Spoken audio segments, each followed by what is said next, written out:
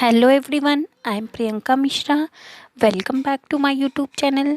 Students, आज की इस वीडियो में हम क्लास 9th हिंदी से चैप्टर नंबर 4 जिसका शीर्षक है सांवले सपनों की याद, इसके क्वेश्चन आंसर्स देखेंगे।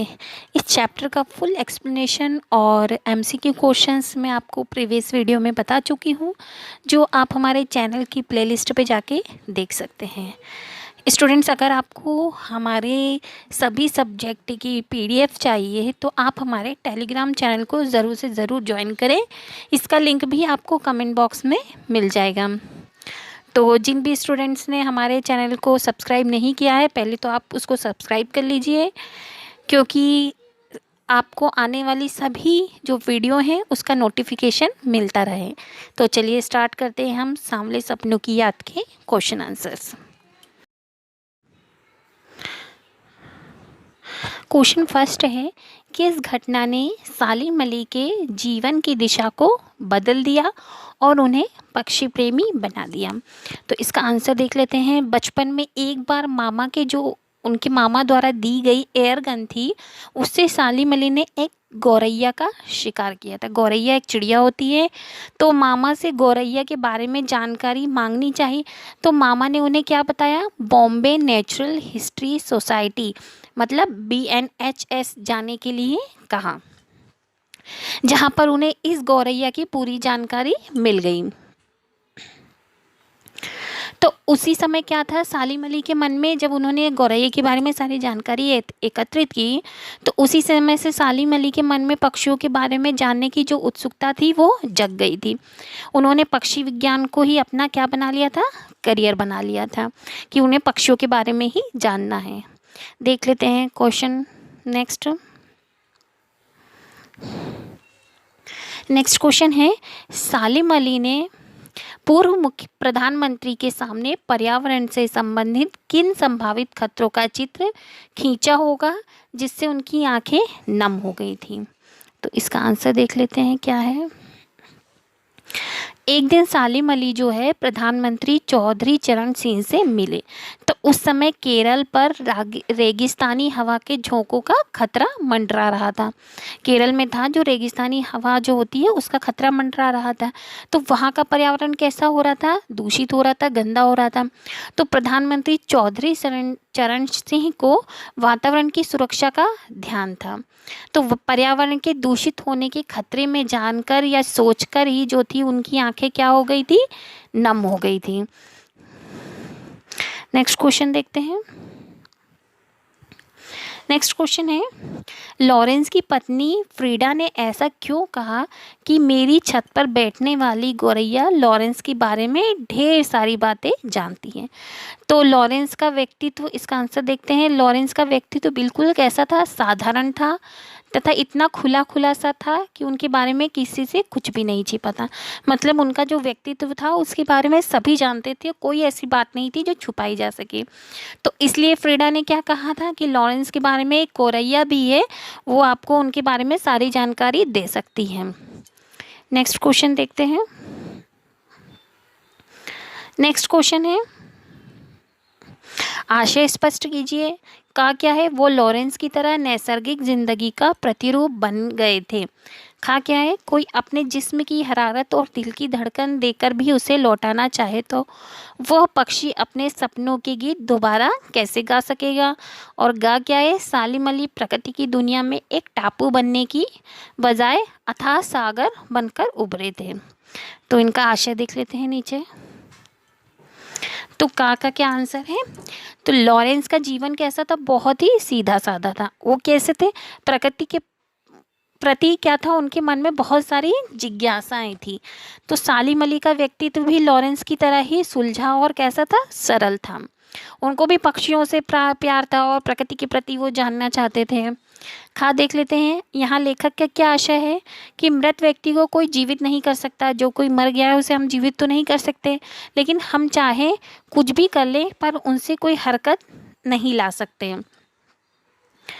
अगर हम चाहें भी तो उनमें से कोई हरकत उनमें पैदा नहीं होती। कोई जो मर जाता है तो फिर उनको हम जीवित करना बहुत ही कठिन, क्या नामुमकिन होता है। गा देखते हैं क्या है। गा क्या है? टापू, बंधन तथा सीमा का प्रतीक होता है। और सागर की कोई सीमा नहीं होती है, सागर की कोई सीमा नहीं होती, उसका कोई छोर नहीं दिखाई देता है।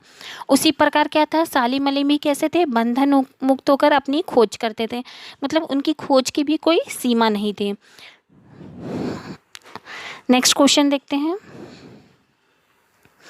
नेक्स्ट क्वेश्चन है, प्रस्तुत पाठ सालिम अली की पर्यावरण के प्रति चिंता को भी व्यक्त करता है। पर्यावरण को बचाने के लिए आप कैसे योगदान दे सकते हैं? तो इसका आंसर देख लेते हैं। पर्यावरण को प्रदूषित होने से बचाने के लिए हम निम्नलिखित प्रकार के योगदान दे सकते हैं। तो पहला योगदान क्या है? वायु को शुद्ध रखने के लिए हमें क्या करना चाहिए?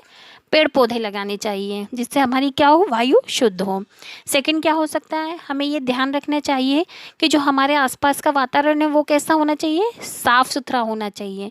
तो इसके लिए हमें क्या करना देना चाहिए? कूड़ेदान का प्रयोग करना चाहिए। जगह जगह कूड़े ना फेंक कर कहाँ पे? कूड़ेदान में फेंकना चाहिए। और थर्ड क्या हो सकता है? जल को प्रदूषित नहीं होने देना चाहिए। हम लोग जो जल में कारखानों से निकला गंदा कचरा या कुछ भी फेंक देते हैं तो जल को दूषित नहीं करना चाहिए। और फोर क्या है? तेज आवाज़ को रोककर हम क्या कर सकते हैं? ध्वनि प्रदूषण को रोक सकते हैं। नेक्स्ट क्वेश्चन देखते हैं। नेक्स्ट क्वेश्चन है, इस पाठ के आधार पर लेखक की भाषा शैली की क्या बतानी है? हमें 4 विशेषताएं बतानी हैं। तो इसका आंसर देख लेते हैं कि 4 विशेषताएं क्या हैं। पहली क्या है? इनकी शैली कैसी थी? चित्रात्मक थी, मतलब पाठ को पढ़ते हुए इसकी घटनाओं का चित्र उभर कर हमारे सामने आता था। मतलब हम जब ये पाठ पढ़ते थे तो हमारे दिमाग में पूरा इमेजिनेशन आ जाता था, हम उसको चित्र के थ्रू अपने दिमाग में लेते थे। सेकंड क्या है? लेखक ने भाषा में हिंदी के साथ साथ कहीं कहीं किस भाषा का प्रयोग किया है? उर्दू भाषा का प्रयोग किया है। और कहीं कहीं किस भाषा का प्रयोग किया है? अंग्रेजी के शब्दों का भी प्रयोग किया है। थर्ड क्या है? इनकी जो भाषा है वो कैसी है? अत्यंत सरल और सहज है, मतलब पढ़ने में हमें समझ में आती है। और फोर क्या है? अपने मनोभावों को प्रस्तुत करने के लिए लेखक ने अभिव्यक्ति शैली का सहारा लिया है। नेक्स्ट क्वेश्चन देखते हैं। नेक्स्ट क्वेश्चन है, इस पाठ में लेखक ने सालिम अली के व्यक्तित्व का जो चित्र खींचा है उसे कैसे लिखना है? अपने शब्दों में लिखना है। तो सालिम अली कैसे थे? एक विचारशील व्यक्ति थे और क्या थे? प्रकृति प्रेमी थे। तो प्रकृति तथा पक्षियों के प्रति उनके मन में जो था कभी ना खत्म होने वाली जिज्ञासा थी। वो जितना उनके बारे में जानते थे उससे ज़्यादा वो हमेशा जानना चाहते थे। तो उनका जीवन कैसा था? बहुत ही रोमांचकारी था। और उनका स्वभाव कैसा था? भ्रमणशील, मतलब वो इधर उधर घूमते ही रहते थे सिर्फ पक्षियों के बारे में जानने के लिए। तो कभी भी किसी भी वक्त के पक्षियों के बारे में पता करने निकल जाते थे। उनका कोई समय नहीं था, जब उनका मन होता था वो पक्षियों के बारे में जानने के लिए निकल जाते थे। नेक्स्ट क्वेश्चन देखते हैं। नेक्स्ट क्वेश्चन है, सांवले सपनों की याद शीर्षक की सार्थकता पर टिप्पणी लिखना है हमको। तो ये रचना किसने लिखी है? इसका आंसर देखते हैं। रचना जाबिर हुसैन द्वारा लिखी गई है। और उन्होंने किसके लिए लिखी थी? अपने मित्र सालिम अली को याद करके लिखा है। संस्मरण क्या होता है? जब हम किसी के बारे में सोचकर इसको लिखते हैं। तो पाठ को पढ़ते हुए इसका शीर्षक सांवले सपनों की याद अत्यंत सार्थक और प्रतीत होता है। लेखक का मन अपने मित्र से बिछड़कर क्या हो गया? बहुत ज़्यादा दुखी हुआ है, क्योंकि उन्होंने ये कविता संस्मरण तब लिखा था जब सालिम अली की मृत्यु के जस्ट बाद ही उन्होंने लिखा था। तो उनके मन में अपने मित्र से जो बिछड़कर दुखी थे, इसीलिए उन्होंने ये संस्मरण लिखा था। अतः वे उनकी यादों को अपने जीने का सहारा भी बना लेते हैं। तो स्टूडेंट्स, इस चैप्टर के जितने भी क्वेश्चन आंसर्स थे मैंने आपको करा दिए हैं। नेक्स्ट वीडियो में हम क्या मिलेंगे? नेक्स्ट चैप्टर के साथ मिलेंगे। तो okay students, bye bye, take care, मिलते हैं नेक्स्ट वीडियो में।